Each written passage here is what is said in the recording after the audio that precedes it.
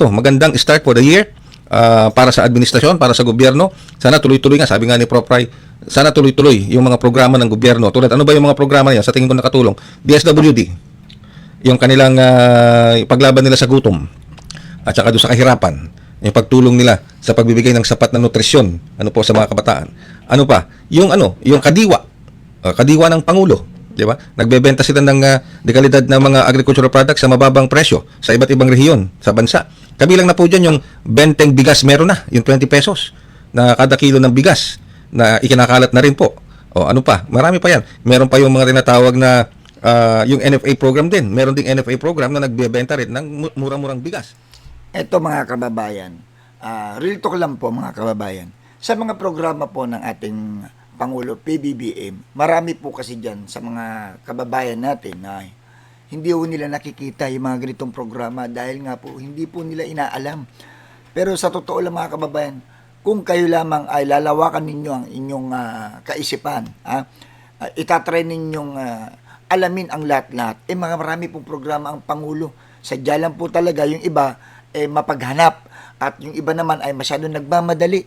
Tandaan nyo po, ang programa po ng ating Pangulo ay hindi naman po agad-agad ito mararamdaman.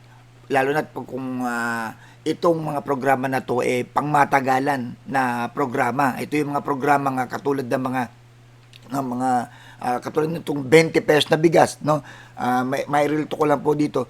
Hindi ho kaagad ito na pag-upo ng presidente, nandiyan na yung 20 pesos na bigas. Hindi ho ganun. Ito po ay talagang tinatrabaho, wino-workout po yan, sinisimulan sa mga binhe, sinisimulan sa mga traktora, sinisimulan sa patubig, sinisimulan sa mga irigasyon, di ba? Dinedevelop po yan mga kababayan.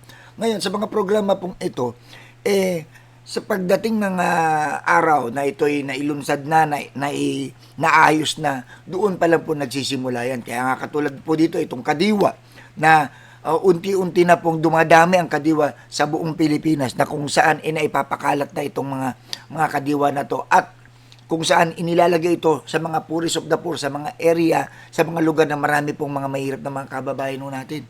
Yun po ang gusto kong ipaintindi sa inyo. Bakit po ganun ang ginagawa ng gobyerno natin? Siyempre, unahin po natin yung mga kababayan natin hikaw sa buhay, na sila ang unang-unang makikinabang po.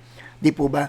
Kaya po magpasalamat po tayo na itong mga programa ng ating mahal na Pangulo ay nandyan naman ho talaga, alamin lang ho ninyo. May programa po ang Pangulo, marami pong naitutulong ang mga programang ito sa mga kababayan natin Pilipino. Kaya wag na tayong mapaghanap, bagkos ang gawin ho natin is makiisa tayo, makipagtulungan tayo at magpasalamat tayo dahil may mga totoong natutulungan ng programang ito. Kaya maraming salamat po sa ating Pangulong PBBM.